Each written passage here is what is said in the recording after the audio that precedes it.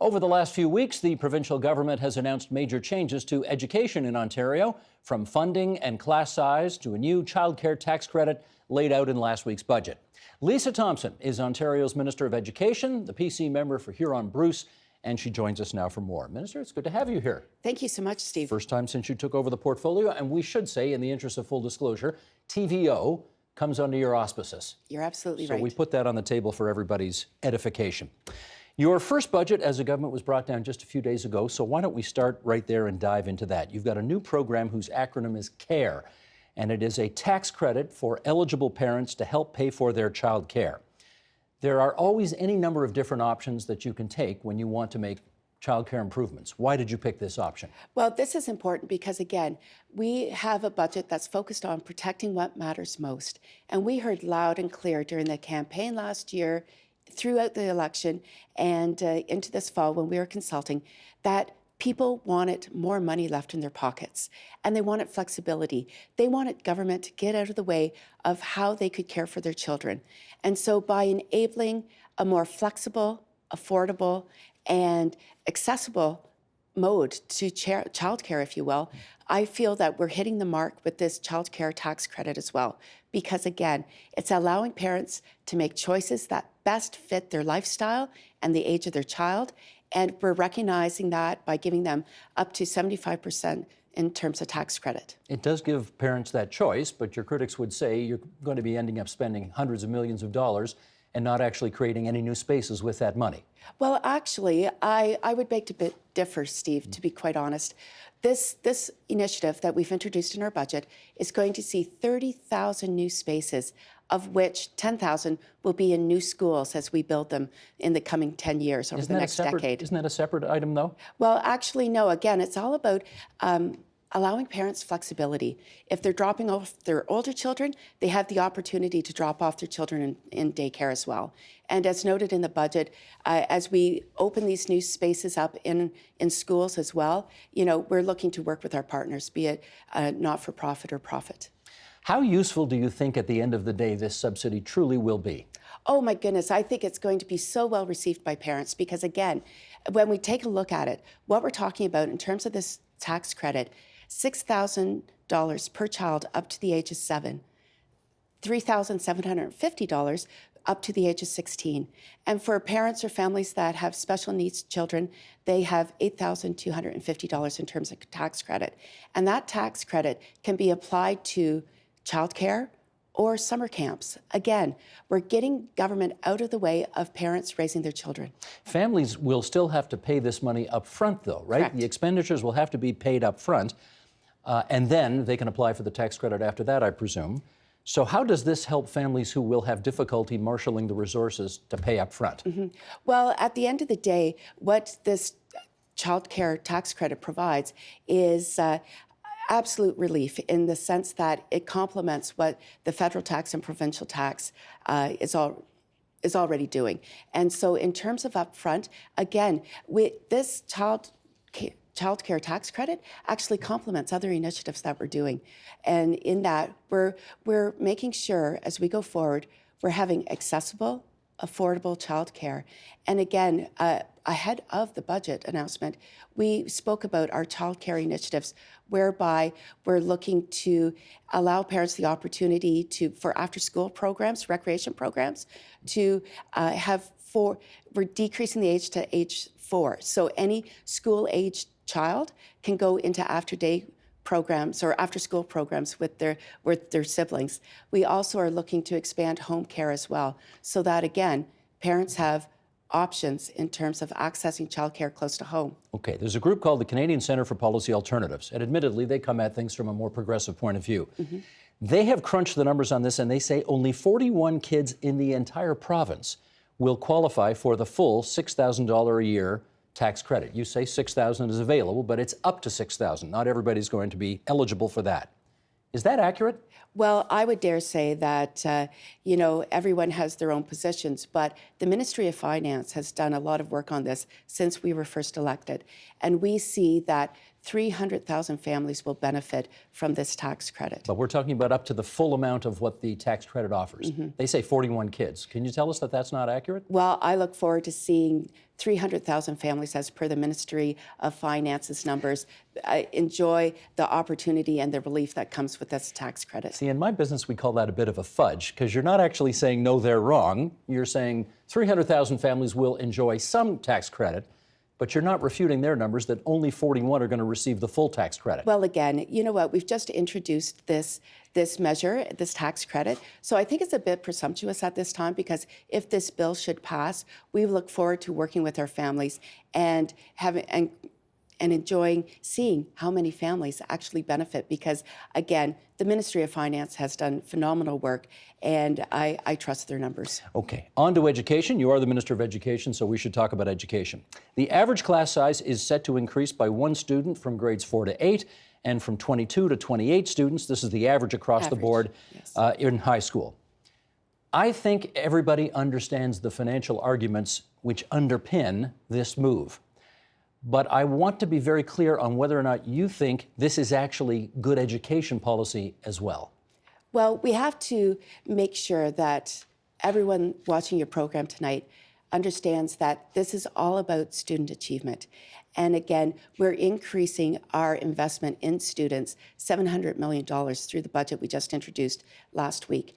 And we're looking forward to making sure that we have the best learning environment that is possible, not only for our students, but for our teachers as well. And in doing that, we've taken a look across Canada and compared what Ontario has been doing versus other jurisdictions. And, you know, towards the end of March, even with increasing the class sizes up to 28 from 22, we're still some of the smallest class sizes across Canada.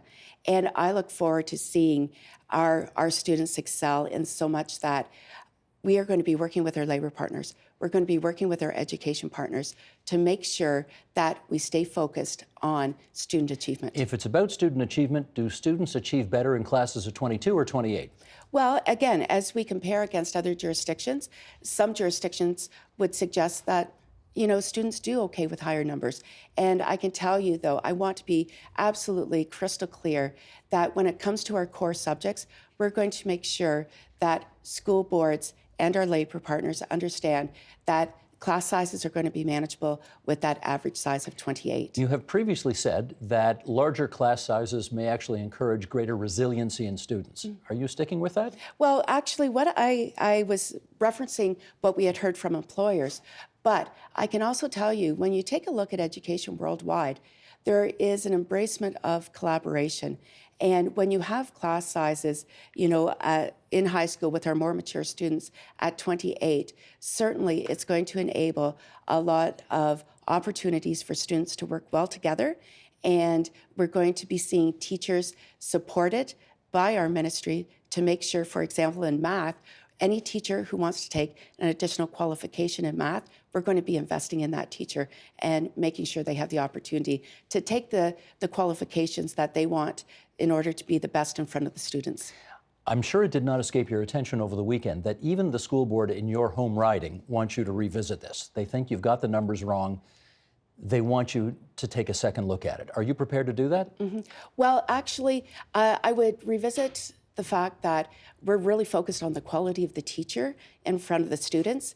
Science, math, technology, engineering, they're the subjects that are going to absolutely enable students to pursue career paths that will lead them to the jobs of today and tomorrow. Okay, no, I get that, but they want you, that's not what they're asking you to take a second look at. They want you to take a second look at class sizes because they're fearful, in some cases, you heard from Halton, they're fearful that some classes will be very, very small and others will have as many as 45 kids in the class. Well, you know, it's interesting because when we take a look at what we're hearing from school boards right now, again, it's an opportunity for me to clarify that some of the surplus notices school boards are speaking of right now is pertaining to the regular annual review of their roster, if you will.